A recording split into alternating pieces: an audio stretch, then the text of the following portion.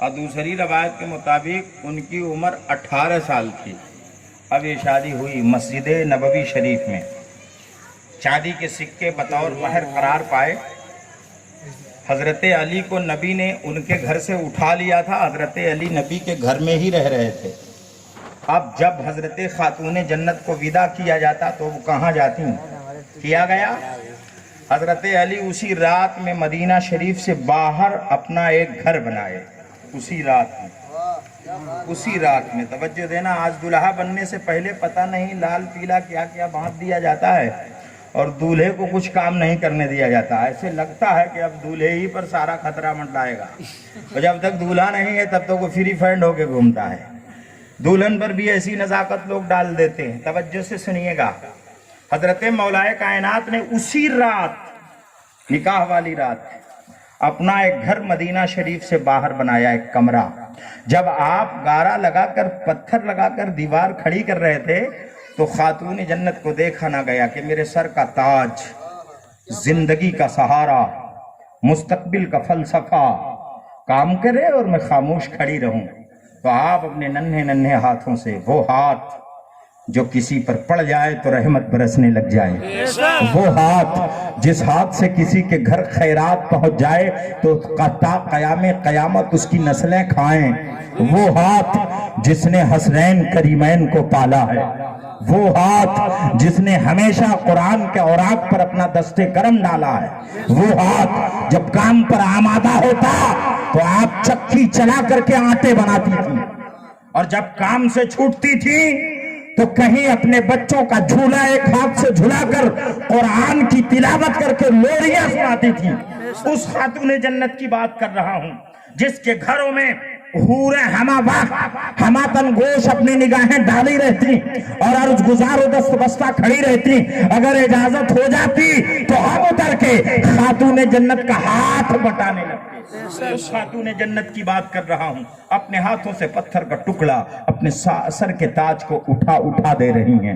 آج کی بیٹی ہوتی تو بیٹی والے کہتے کہ دولہے والے ٹھیک نہیں ہیں، ابھی 10 دن ہوا ہڑیا چھوا دیا، ابھی 10 دن ہوا کھانا بنوانے لگ گئے۔ خبردار اے دنیا کے ذمہ داروں، تمہاری بیٹیاں خاتون جنت کی بیٹی سے اچھی نہیں ہیں، تمہاری بیٹیاں حضرت خاتون جنت کی عزت و آبرو سے باوقار نہیں ہیں۔ دیکھو تو صحیح، نبی کی دلبند اپنے سر کے تاج علی المرتضیٰ کے ساتھ دلہن بن کے گئی ہیں پہلی ہی رات، ہاتھوں سے پتھر اینٹیں اٹھا کے دے رہی ہیں، مکانات بنے، کھجور کی چھپر لگا دی گئی، اب اس میں یہ جوڑا رہنے لگا تھا۔ میرے آقا فجر پڑھتے تو جاتے، ظہر پڑھتے تو جاتے، عصر پڑھتے تو جاتے، مغرب و عشاء پڑھ کے جاتے۔ وہ کہتے فاطمہ تم مجھ سے دور چلی آئی ہو میری بیٹی، میں نہیں چاہتا تم یہاں رہو، میں چاہ رہا ہوں تم میرے گھر کے بازو میں آ جاتی تو بڑا اچھا ہوتا۔ تاریخ شاہد ہے کہ ایک صحابی کے مکان سے فاطمہ زہرا کا مکان ٹرانسفر کر دیا گیا،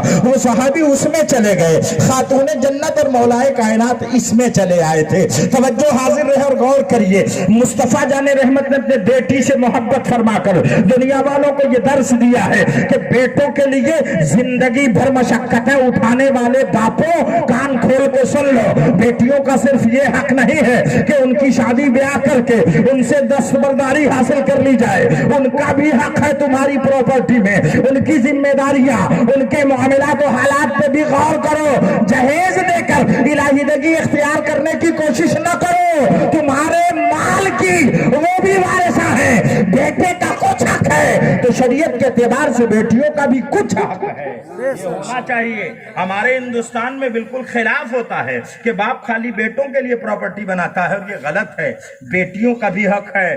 کھلی مخالفت شریعت کی ہو رہی ہے، شریعت اسلامیہ کا یہ اصول نہیں ہے، شریعت اسلامیہ کا قانون یہ ہے کہ بیٹوں کا حق بھی ہے، بیٹیوں کا حق بھی ہے۔ ہاں الگ بات ہے کہ مال سے کچھ زیادہ حصہ بیٹوں کا ہے اور کم حصہ بیٹیوں کا ہے، اس پر توجہ دینا چاہیے۔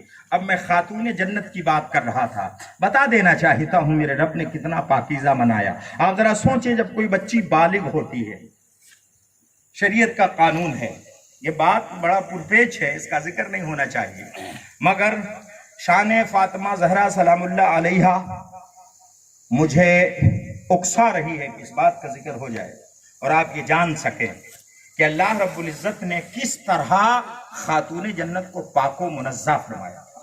ہمارے گھر کی بیٹیاں بالغ ہوتی ہیں، شریعت نے قانون بنا رکھا ہے کہ 9 سال یا 12 سال میں بچیاں بالغ ہو جاتی ہیں، بچے 15 سال میں بالغ ہوتے ہیں۔ ایک الگ بات ہے کہ کسی کا بچہ 28 سال تک بدماشی کرتا رہے اور وہ بولے ابھی شادی بیاہ کی کیا ضرورت ہے، ابھی تو میرا بچہ بچہ ہی ہے۔ خبردار، تم غفلت کر رہے ہو، ہوش میں آؤ۔ اب جب کوئی حادثہ ہو جاتا ہے تب سمجھ میں آتا ہے یہ بچہ نہیں جوان ہے۔ توجہ حاضر کریے، شادیاں بڑے وقت سے ہونی چاہیے۔ ہمارے ہندوستان کا رول ہے 18 سال میں بالغ مانا جاتا ہے۔ توجہ کر لیں گے، خاتون جب بالغ ہوتی ہے تو ایام ماہواری کے اس کے دن ہوتے ہیں،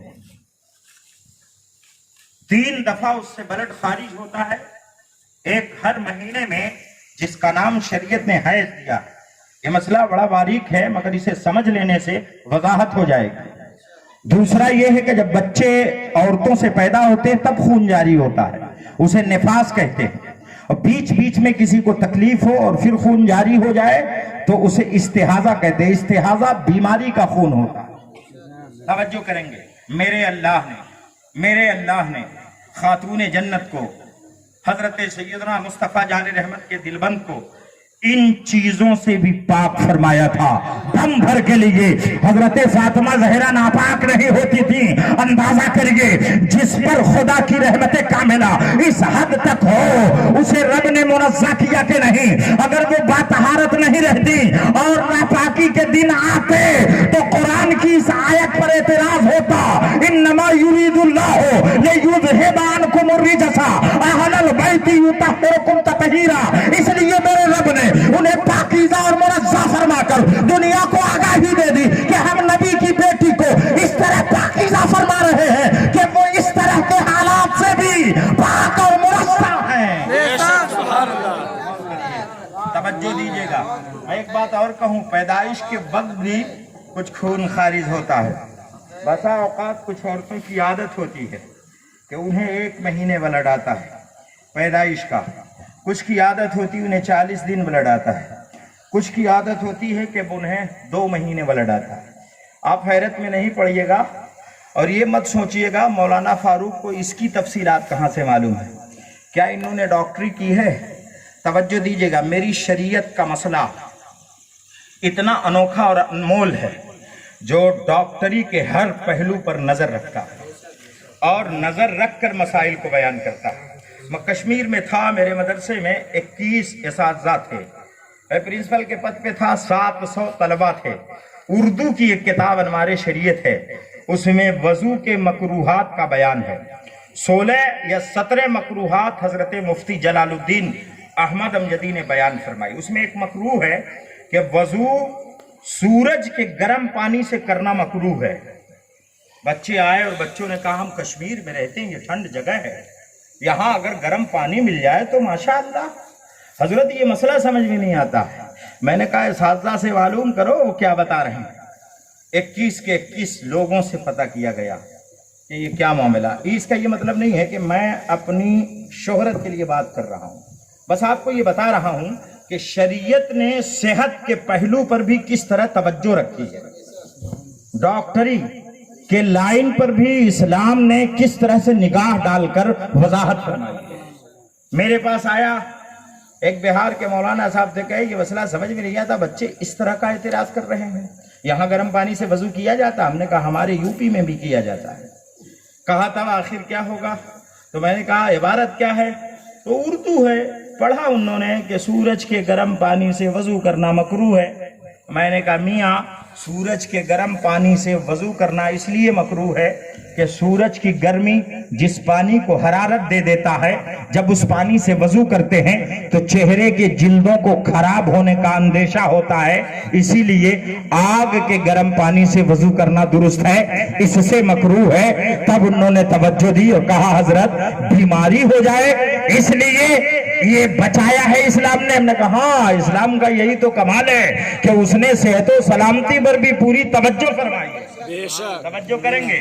اب میں یہی بتانا چاہ رہا تھا کہ حضرت خاتون جنت رضی اللہ تعالی عنہا سے پہلے خواتین کا یہ تخمینہ اسلام نے لگایا. فقہ کی کتابوں میں سارے مسائل موجود ہے، کون سے عورت کے ساتھ کیا حالات ہونے ہیں، ان کے معاملات کیا ہیں، حتیٰ کہ پیٹ کے پرزوں کا تخمینہ کیا ہے، بچے دانی کا منہ کدھر ہوتا ہے، ان کے معاملات کیسے ہوتے ہیں، سارے حالات کی تفصیلات ہیں. میں یہ چند منٹ آپ کے گوشے گزار کر دیا تاکہ یہ اعتراض دفع ہو جائے. بس یہ بتانا چاہتا ہوں کہ پیدائش کے وقت عورتوں سے خون خارج ہوتا ان کی اپنی عادت ہوتی ہے، مگر خاتون جنت رضی اللہ تعالی عنہا سے حضرت امام حسن پیدا ہوئے، امام حسن و حسین پیدا ہوئے، حضرت امام محسن پیدا ہوئے، حضرت رقیہ پیدا ہوئی، حضرت ام کلثوم پیدا ہوئی، حضرت زینب پیدا ہوئی. 6 بچے تولد ہوئے، مگر جیسے ہی پیدا ہوتے دم بھر میں آپ باطہارت ہو جاتی، غسل کرتی اور نماز پڑھتی.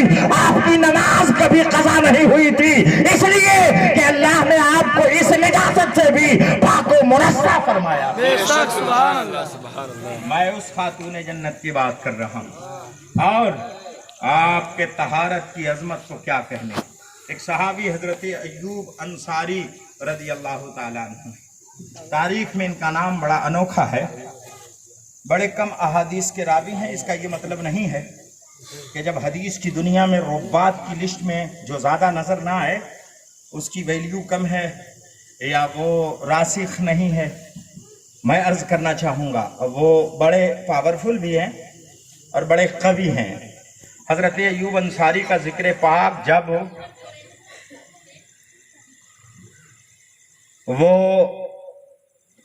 طبع اول حمیری نامی بادشاہ نے مدینہ شریف میں معلوم کیا تھا کہ یہاں مصطفیٰ جان رحمت صلی اللہ علیہ وسلم قدم رنجا ہوں گے، تو وہ اپنے سپاہیوں کے ایک دستے کو چھوڑ دیا تھا